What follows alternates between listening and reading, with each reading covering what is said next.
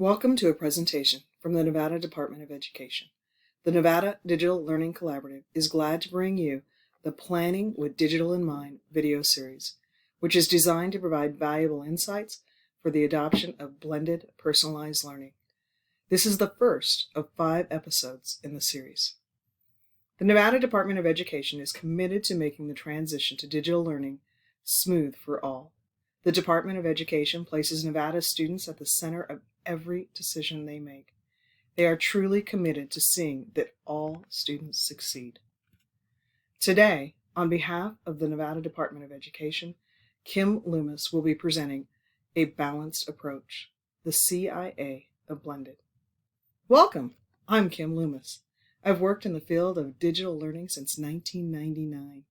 I have over 20 years in online and blended school setting, from teaching, designing digital content, professional development, a virtual school administrator, to managing systems and processes for growing classrooms of the future. Let's get started. As we kick off, it's important that we remember to focus on the core business of schools, relationships and learning. Even with the addition of digital content and technology as a tool for learning, we should never take the heart of the classroom teacher out of the learning process. A student's relationship with their teacher has important, positive, and long-lasting implications for students' academic and social development. Positive teacher-student relationships draw students into the process of learning and promote their desire to learn. As for learning, maintaining high-quality academic instruction creates opportunities for thinking and analysis. Using feedback effectively to guide students' thinking and extend students' prior knowledge. When a student trusts that a teacher has their best interest at heart, they tend to be more engaging in the learning, behave better in class, and strive to obtain higher academic levels. Let us not forget peer-to-peer relations and opportunities for collaboration and communication among classmates.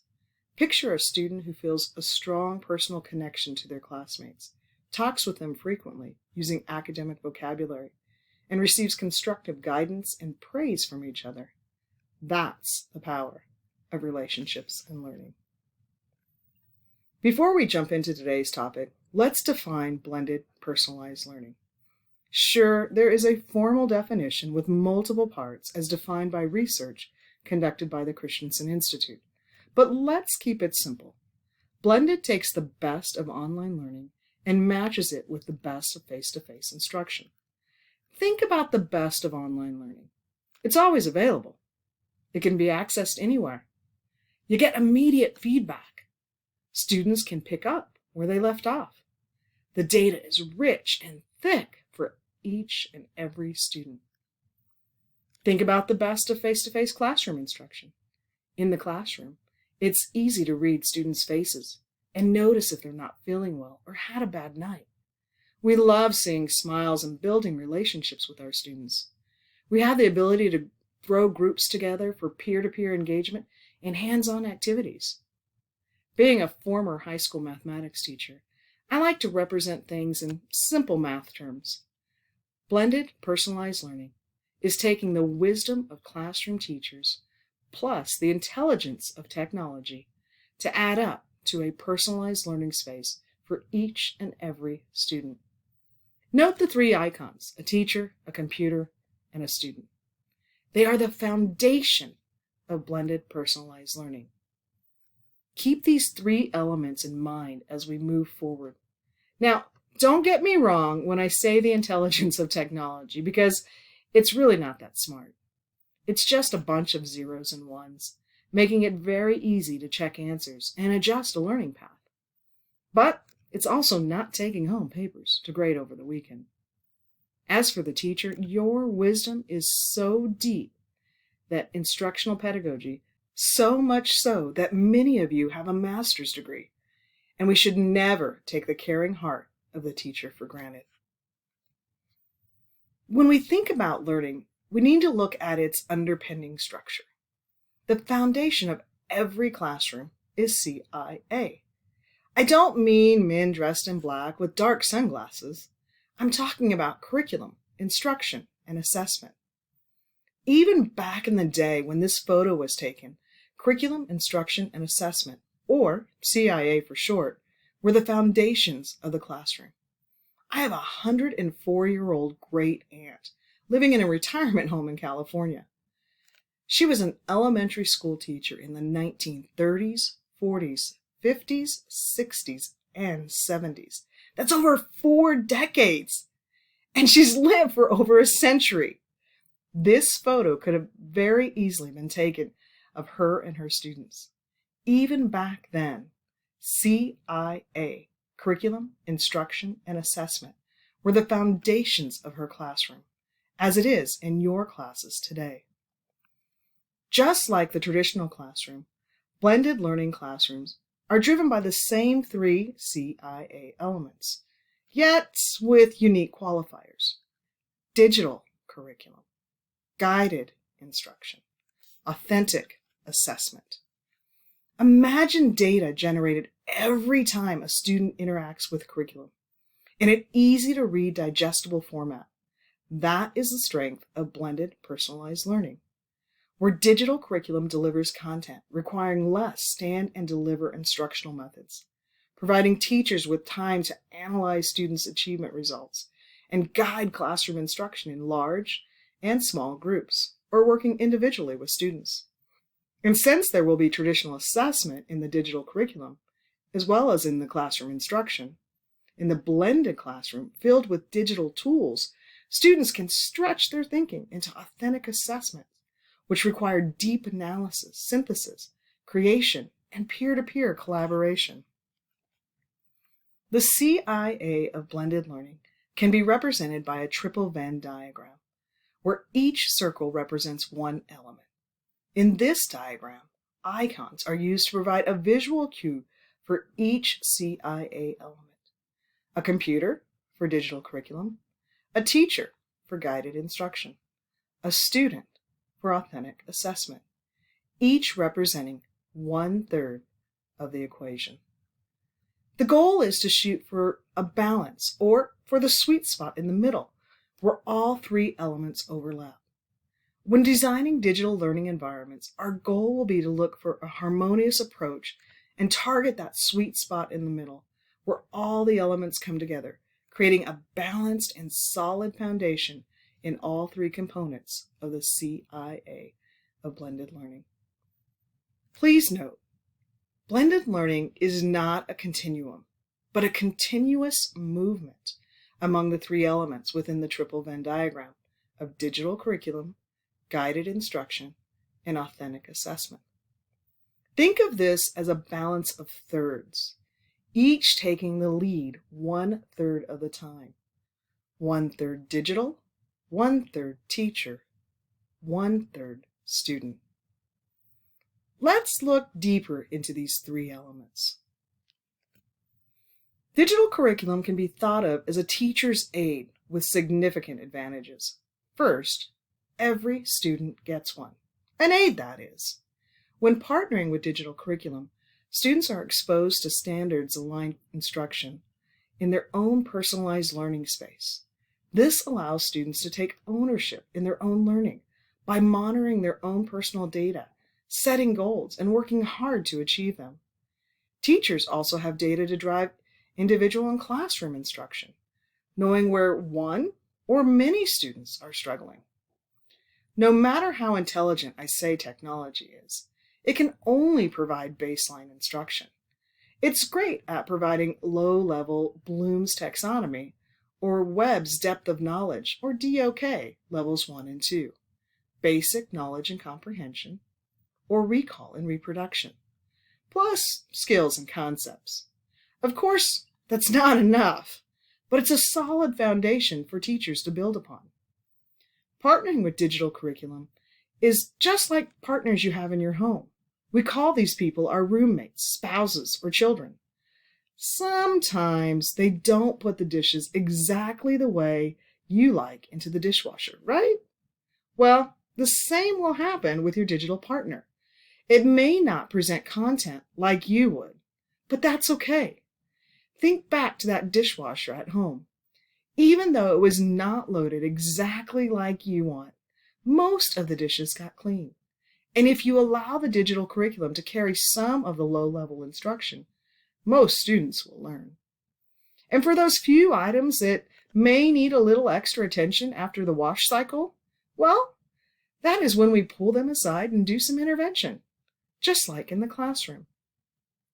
The best part about partnering with digital curriculum is that students can pick up where they left off.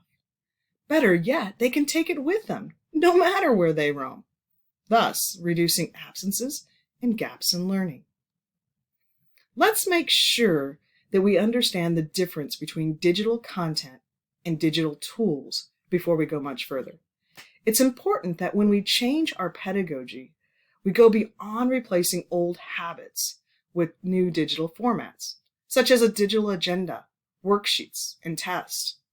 A pedagogy shift is needed to think differently on how we partner with digital content and tools, transforming the learning with new instructional methods, because we have new partners that can help carry the load.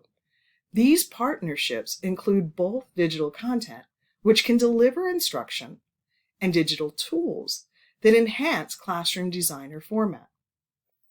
Digital content is curriculum in subject areas like math, English, and science, packaged as single learning objects, a lesson, or a full course. It comes full of math, full of science, full of social studies. It has instruction inside. Open educational resources, or OERs, like Khan Academy and CK12 are examples, as are numerous vendor products. Digital content comes full. Digital tools come empty. Digital tools are used to create, organize, and manage classrooms, specifically for designing instruction and assessment. Google and Microsoft are digital tools. When you open a new document or slide, they are empty. Apps like Kahoots, Quizlet, Nearpod, Edpuzzle, TestTeach or BlendSpace, and GoFormative are also tools. They are designed to create instruction or assessment within. Though some apps have repository of teacher-made products that you can utilize. But in general, tools come empty. When thinking about adding digital resources to your classrooms, I like to recommend no more than 1 to 3 digital partners to keep the cognitive load down on yourself and your students. As for tools, 3 to 5 should be plenty. Don't go app happy. For example, you might use 2 digital content partners, such as a vendor product or Khan Academy, and possibly BrainPop or videos from Crash Course for instruction. As for tools, you may enhance classroom design with 4 digital tools such as Google Suite, Remind, Kahoots, and Flipgrid.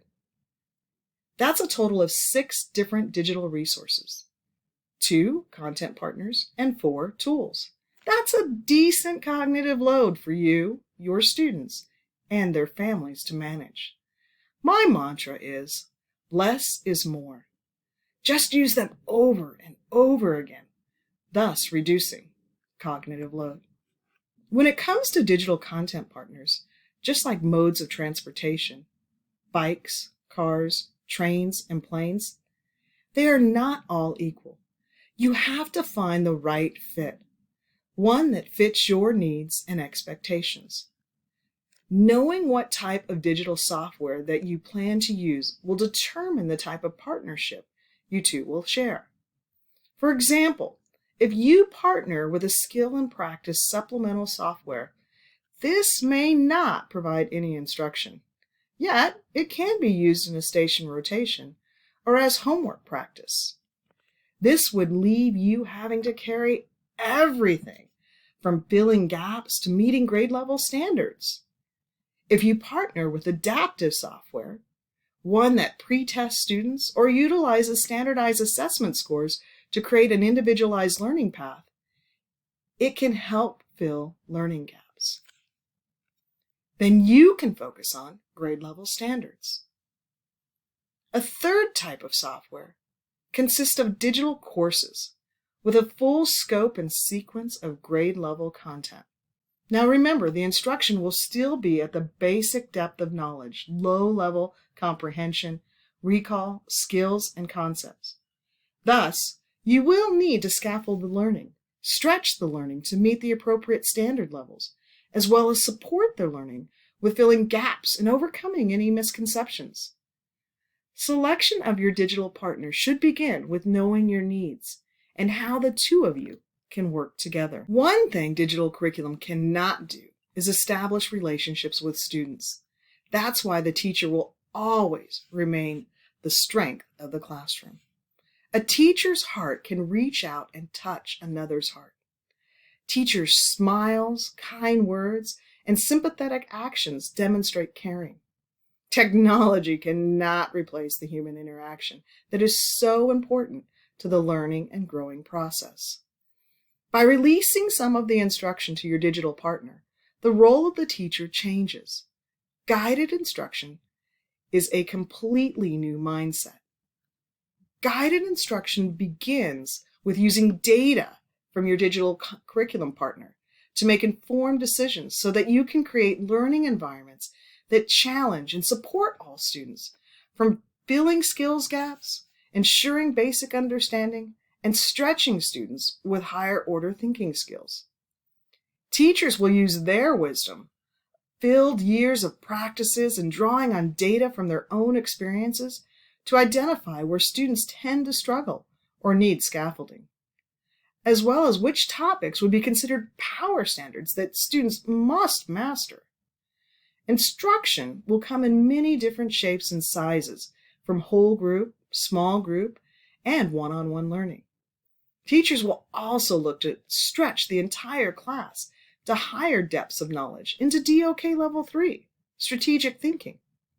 This will push teachers to consider how they can use peer-to-peer collaboration and open-ended projects with multiple pathways and answers.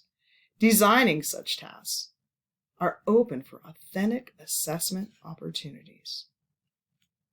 Authentic assessment goes beyond simple skills-based assessments within most courseware or the classroom tests and quizzes by focusing on skills that are needed to be successful in college, career, and citizenship.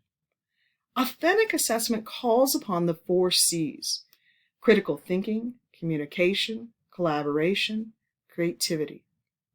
Ideally, this is a time to design active engagement learning opportunities that require peer-to-peer interaction, which will also work towards building on skills needed in the world of work outside of school, such as teamwork, problem solving, flexibility, initiative, social responsibility, and leadership.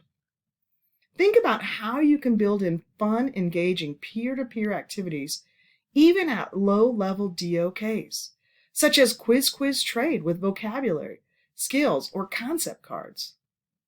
With technology at students' fingertips, collaboration and communication is easy, and creation should entail critical thinking in fun and active ways. In the blended classroom, students should be using technology not only to learn, but to create works that demonstrate learning too. This is also a time to use performance tasks and project learning, requiring students to be critical and creative thinkers, working together in collaborative groups, utilizing academic language to communicate their understanding. Through authentic assessment, students demonstrate their knowledge with real-world applications, going beyond rote, basic skill mastery into deep thinking analysis and communication, pushing students to the top of Bloom's taxonomy and into the depth of knowledge levels 3 and 4 to strategic and extended thinking. Think of the CIA triple Venn diagram with its 3 overlapping circles and 3 icons: a computer, a teacher, and a student. The 3 ingredients of blended personalized learning. Look to create a balance of all 3, such that we hit the sweet spot in the middle. This is where blended classrooms have a balanced approach and a solid foundation in all 3 CIA components: digital curriculum, guided instruction, and authentic assessment. Let the digital curriculum do what it does best, deliver low levels at DOK 1 and 2. It provides each and every student a personalized learning space with plenty of data to take ownership of one's own learning and for teachers to guide instruction. It's the responsibility of the blended teacher to create a learning environment that complements and extends the digital curriculum, utilizing the data to guide instruction and push the learning through DOK levels 1, 2, and 3 into strategic real-world applications and thinking.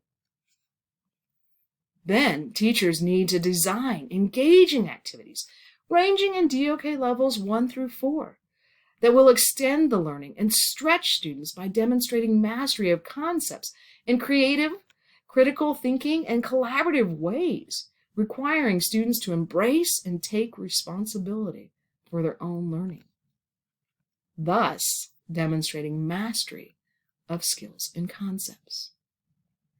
It's this relationship among the three elements that creates a balanced approach to the CIA of blended learning. Remember, it's a continuous movement among the three elements within the triple Venn diagram of digital curriculum, guided instruction, and authentic assessment. As we look to the sweet spot in the middle, three icons, a computer, a teacher, and a student, remind us of the balance needed for a blended, personalized learning environment. Digital curriculum, that of partnering with digital content to deliver low-level basic instruction, which in turn frees the teacher up to provide more one-on-one and small group support. Guided instruction will require the wisdom of teachers to ensure that students grasp the appropriate depths of knowledge of the essential and power standards. This will include whole group instruction and the crafting of thought-provoking experiences. Going beyond traditional quizzes and tests, authentic assessment embraces peer-to-peer active engagement in the 4 C's: communication, collaboration, creativity, and critical thinking. Today, we explored a new mindset for partnering with digital content and tools to create balanced learning environments. Actively engaging students and partnering with digital content will take a pedagogy shift, one that thinks in thirds: 1/3 digital, 1/3 teacher, and 1/3 student. So you may be asking, how do you plan with digital in mind when seeking symmetry within the CIA of blended to establish blended personalized learning environments? Well, it starts with understanding that if you, the teacher, will lead 1/3 of the time, that means 2/3 of the time you will release control to technology and/or your students. When using the CIA components for designing instruction, teachers should look at all 3 components and focus on units of instruction rather than individual lessons.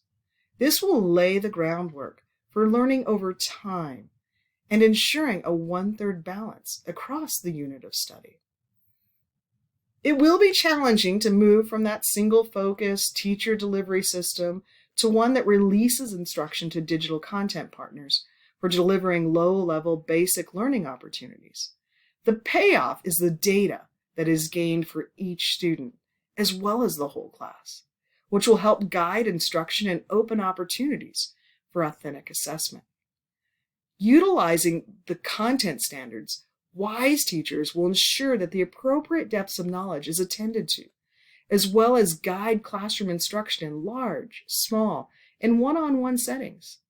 Teacher guidance will help scaffold the learning and help overcome misconception. The artful teacher will look to create learning environments that stretch and extend the learning, looking for areas when students can take the lead in their own learning.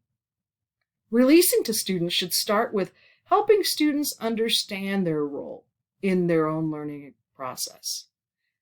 Begin by helping students understand what grit, persistence, and flexible thinking are. Students will also need to be comfortable in posing questions, seeking answers, and taking responsibility in classes where failure is analyzed, not thought poorly of.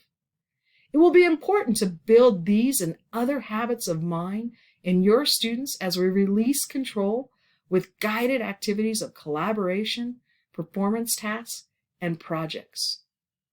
So, where do you start? You may be asking. Start with 3 columns, labeled for each of the CIA elements: a computer for digital curriculum, a teacher for guided instruction, a student for authentic assessment, each representing 1/3 of the equation.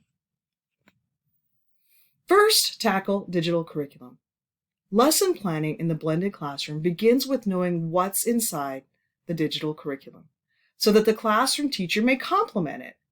Teachers need to preview the digital curriculum and identify what students will be expected to know and be able to do. There are too many blended classrooms where the teachers had no idea what was going on in the digital courseware. This would be like planning without cracking the textbook or looking at the standards and flying blind. If teachers do not know what is in the digital courseware, how can they predict where students will need support and guide instruction? They cannot wait until students interact with the digital curriculum and the data sends up a red flag. Teachers need to plan ahead. Start with identifying what is in the digital partner and tasks students will be asked to complete. Remember, digital partners will only provide low-level DOK 1 and 2. Move to guided instruction. Once teachers know what's inside the courseware, they can plan for guided instruction. They will need to identify prerequisite knowledge and where students will need scaffolding. These topics could be used as class openers to set everyone up for success. Teachers also need to identify where students might have misconceptions or areas that could be troublesome. These topics would be ideal as class closure activities to reinforce the learning. Courseware digital activities like discussions and pretest material could be done offline in small groups and large group settings. Remember, it's a blended classroom. Blend the instruction too. Teachers will also need to identify resources that can be used to represent material, especially for students who need to see it in multiple representations and require extra practice. Resources that can be used in one-on-one or small group settings for struggling students. From intervention to strategic thinking, guided instruction will span DOK 1 through 3. Wrap up with identifying authentic assessment opportunities. Teachers need to look for engaging activities that will stretch students by demonstrating mastery of concepts in creative, critical thinking, and collaborative ways. They should identify peer-to-peer active engagement activities, performance tasks, and project learning opportunities to expand and extend the learning. Peer-to-peer activities may start in low-level sets and extend into higher-order projects that expand thinking, touching DOK levels 1 through 4. Shifting pedagogy will be difficult. Any change is difficult. The world is constantly changing, and so should we. I'm glad we're all lifelong learners, always seeking for what is best for our students. Shifting to a CIA of blended pedagogy will be like someone moving your cheese. It will cause you to reevaluate, reflect, change, and eventually to grow into a blended personalized learning environment that embraces the best of online learning and the best of the face-to-face classroom. It focuses on the core business of schools, relationships such as your caring heart, and learning, especially in today's highly technical and collaborative world. This wraps up today's episode of Planning with Digital in Mind, which is the first of 5 in this series. Look for other episodes to continue learning about how to embrace the CIA of blended as you adopt a blended approach in your classroom. Thank you for your time today. It has been a pleasure serving you. This presentation is available on the Nevada Department of Education's YouTube channel. Come back to it anytime, and please feel free to share it with your fellow educators.